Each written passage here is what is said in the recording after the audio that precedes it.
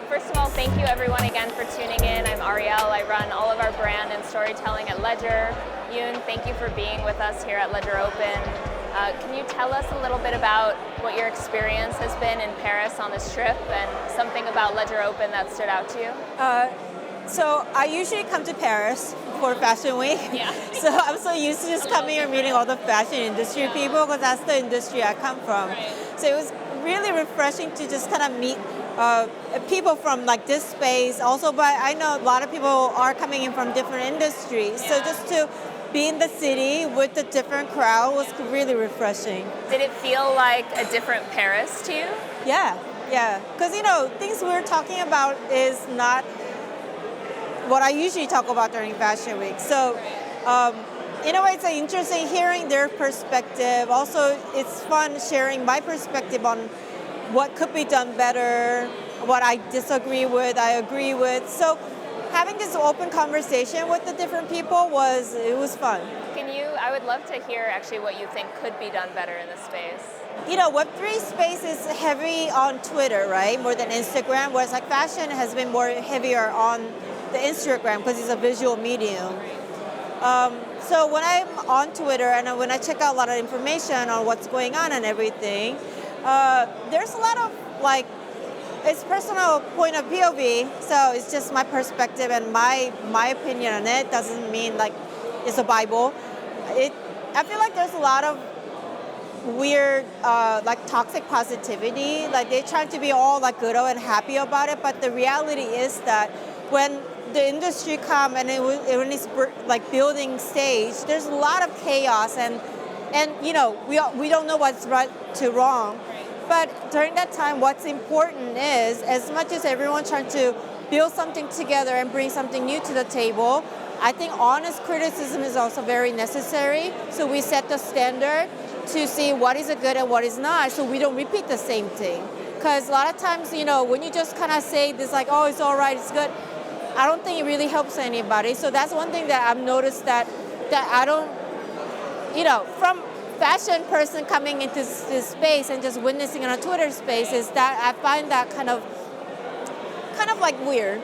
Yeah. But I think it's interesting because I don't want to misdescribe you, but you come from fashion, but you're an artist, you're a creator as well, and so you are used to having to iterate, right? Like being an artist means you're thick-skinned and you're very good at self-criticism for excellence. Yeah.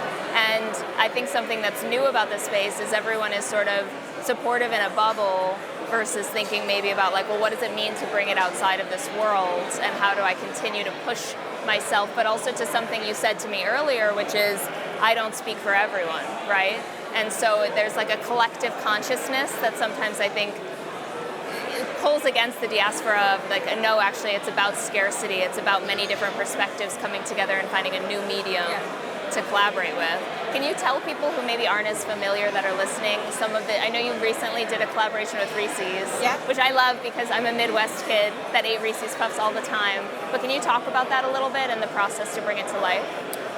So when the Reese's approached me to do cereal collab, and obviously first kick-up is about like cereal box design, but the way I look at all the collaboration, I look at it as a medium, a platform to tell a different story to a different product. And this time it happened to be cereal. So it got me thinking, as Ambush as a brand, we are already in the space of metaverse. And this medium, which is quite interesting because, you talked about scarcity, limited edition, one of one. No, we're talking about cereal that can hit the masses. Yeah. Supermarkets, affordable price, so it doesn't have to be a certain income bracket, it's just for everyone. So I was like, what a wonderful medium that I can use to kind of bring people on board with, like a digital fantasy, which to me is a metaverse, because that's the medium that I'm quite fascinated and I'm interested in. So I really pursued the General Mills and everyone to, beyond the cereal box, beyond the limited edition, the bag cereal bowl that we made, we need to provide like a space where everyone can kind of connect together and have fun with. And it could even be a family conversation. It could be a friends gathering location, or you know what I mean? Or you can be self-entertained while you consume the cereal by yourself. So it was just fun that I was able to push them, and they were totally on board with this idea and trying something new. Maybe it could be the future of breakfast, meaning, not everybody sit around the table, eats breakfast together now anymore. So it's just kind of like pursuing this idea and also kind of like bringing an entry point for people who are not familiar with this space to kind of like providing it for them. To me, I feel like it was like very fulfilling. But I love as an artist that you went into a new discipline and said, I'm actually going to take a medium that is well known but completely reinvent what it could be for, to your point. And like, if you think about cereal boxes, the back of the box used to be like an education maze or something that if you were by yourself and you were looking at it, there was a point of learning. And so you're taking, what I would say is a very sought after artistry and brand and saying actually any kid, any person should have the ability to absorb this and find joy in it. How do you kind of approach projects in this space in terms of, obviously you've done so much in fashion and streetwear and you've done your own collection. Now that you've done this sort of like, would you even describe it as like food, like the category for food? Yeah. Food, yeah. Okay. So, there's another food that we did in the summertime. So I did a collaboration with Starbucks Japan. Right. And there's a roastery in this part of the town where I think another one they have is in Milan. It's a full building. Yeah. You know what it is. Like they have the artisanal coffee and the tea, and then above they have that like a... Yeah. So I didn't want to do regular coffee, so I did a tequila coffee collab cocktail. But what I connected to Web3 was we did a pull-up. So when the holders had like certain holders of a certain POW color was able to, or the Tokyo holders can come, be part of this opening, like a press day, and they get all free drinks and enjoy the moment together, and they can collect those things. So we were just trying to. It's very entry level, very elementary, like, understanding and what we can do with the Web3 technology. Right. But I think it's very necessary to bring people into it without intimidation, right? So for me, and not just me, but like, as a team and Ambush, what we're always thinking is like, how do we do something in a less threatening and kind of repelling way? Yeah. It's fascinating. It feels to me like you are thinking about the most positive aspect of the inspiration versus the maybe set community that it reaches. Have you ever felt limited by your audience, or are you always just thinking about the project? I always think about the project. It's because I think what's different about, it's totally different, right? I think a lot of the NFT projects start off with the NFT. It could be PFP or whatever, So that's the first thing they started off. And what the system they built is to kind of bring the value onto what there already exists. Whereas like, I'm from fashion. How many things we have to churn out every few months and move on to it? Like every season we go through like, 400 SKU on top of the, collaboration items. This is just one season, meaning half a year. So double that. I'm used to just putting things out and having to create something new all the time. So like, going back to your question, like I don't really, like I can't sit there just worry about one little thing. So I have to keep moving at it. But while we move at it, I will also think like, okay, how do we do something in a way to kind of bring enjoyment to people, how they can consume things in a different way. And that's another thing that I got attracted to Web3 was that. Instead of the same format of like another fashion show or another this, another, Yeah, but you're also, it's giving a good lesson to newer creators in the space because you're saying like, don't sweat the instant gratification that you feel like you need to give to people who have adorned to your community. What is the long-term vision for your brand? And something I was talking about with people earlier on the enterprise panel was actually the blockchain makes it immutable. So you're making a brand choice for now that's for forever, but that's actually freeing because you don't have to be so tied to the like outcome. One thing for sure, when you just strip down everything to bare like element of building, right? Web3 uses the building a lot. Building a lot, yeah. It's not about when, it's about where you're going. So no matter what business you build, you have to be very clear on where you want to go with what you're delivering. NFT is just another form of product you're delivering, right? It could be water, it could be chair, anything. So be first very clear on where you want to go with it. And there comes the software, which is a crypto and other things around it. How you can kind of like you want to program that to amplify what you're bringing, and go for it. There's no right or wrong way. I think that's the beauty of it. But at the same time, I do understand that a lot of new creators coming onto this space are just kind of looking at the similar format of executing that. Right. So go study, pull yourself out. I think get off Twitter, actually learn about other businesses and really learn.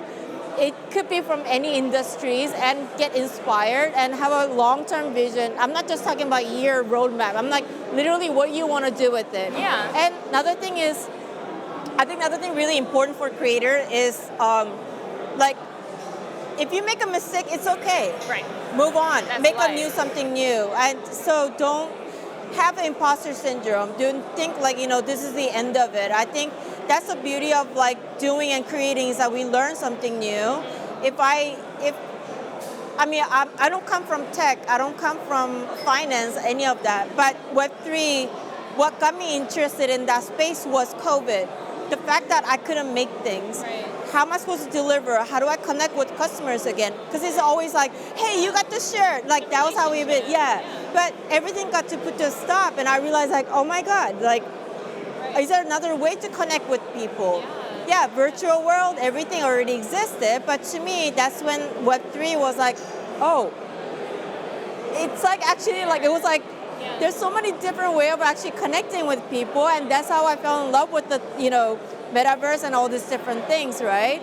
So, But you raised the point earlier, which is going through the through line, which is you're constantly thinking about like the distribution. Yeah. Like you're like, well, how do I reach that new form of the relationship, and then the medium presents itself, versus saying, how do I get so attached to the medium that I lose the different vehicles of community? And you've been creating for a long time, and you've really iterated and stayed so on top. You've worked with such amazing other artists and people in the space. How do you continue to sort of like allow yourself to stay inspired? Like, what is your creative process like? Personally, it's about staying curious. I think there's a type of artist who like to do the same thing over again and again and refine their craftsman. And to me, like challenge inspires me. So learning about new industry, how I can kind of connect different dots together, like just that, like this abstract way of like, like those puzzles, like when you connect the dots, when you zoom in, it's hard to see what that is, but and then later on, out. it's gonna make sense. I think my life is gonna be that. Like I think later on, and when I zoom out to see everything I connected, I think it's gonna have one beautiful photo. That's how I look at it, and that's how I imagine. That's always been kind of like, although we started as a jewelry and apparel, and we still do those businesses, I'm also interested in tech, because, it's so integrated into daily life. And fashion, where everybody's suffering with supply chain issues and everything. So something to keep in mind as we progress and go into this, how do we make sense of everything? And so simply put, like, it's good to be curious and be interested and learn from all industries. Something that we've been talking about a lot at Ledger is, even though we all are in physical locations, we're in this sort of borderless world when we're on the internet. Yeah. But you actually have the ability as a designer and creator and artist to actually, you work with different regions, right? You launch something in different places so you can see. Do you actually think that it is trending that way when you're online, you're sort of in a borderless world, or do you think the trends and culture of the region around you are still the prevalent form of how you identify? I think internet makes it easy to reach in terms of speed, but within the internet, as you know, there's always like different communities and different scenes, right? So internet is just kind of like, it's another platform to just tell your story, but within that space also you need to decide, do you want to go mass or do you want to do niche? And kind of tell the story, or if you build something that makes for that community, then you stick to that. So every time you do something doesn't mean it has to hit everybody. Just like music, not everyone's meant to be a pop star that can go like... Very true. You know what I mean? So if you want to be a jazz musician that you want to just please to like people who are like obsessed on 20s jazz, great, do that. We need that too. So don't always look at like other people's cases and think that's what you need to be doing. What's important for any artist, regardless of Web3 or not, is like you need to be very clear on your vision and what you want to do with your crafts and build it from there. Yeah. Ian and me have been talking about that a lot. It's like the scarcity of the individual is actually what's treasured now. Yeah, totally. Versus giving yourself up to the masses. Like, partially because we live in our own sort of algorithm, but also because what we can create, no one else can. And so like actually bonding to that versus feeling like you have to give yourself up. So it's kind of this internet counterculture, even though it's still the vehicle, which I think will be fascinating. What I don't want to see in the future as the technology develop is we all lose humanness, right? I think what's going to be, technology is supposed to help us to, be better, live better, or excel better. But I'm kind of afraid that the way everything is kind of driven with the algorithm and just being taught with the mass, because at the end, a lot of people are afraid of standing alone because we're just taught that way in a society to kind of start to blend in. And right. And I'm, that's what I'm kind of like afraid of down the road and maybe decades to come, that we might lose that humanness of things, which is like sometimes imperfection. And there's no such thing as imperfection to me. I think, and it's okay to be imperfect too. So yeah, that's what I'm kind of afraid of, and I think people should not lose that. I think that's important, and that goes to the use case that people are talking about now with AI. But to your point, it's like emotions don't change, boundaries change. So as technology changes the way that we work and operate, we have to stay grounded in these types of interactions and allow for that. But I just want to thank you for coming on today. I know how busy you are, and it's been a pleasure to have you in Paris. So, it's fun. Yeah. It's been fun. Thanks for having me. Yeah, thanks. It's great. So thanks, everyone. This content is provided for informational purposes only and is the sole expression of our opinion and should not be relied upon as legal, business, investment, or tax advice. Do your own research. Any loss or profit is your sole responsibility. Stay safe.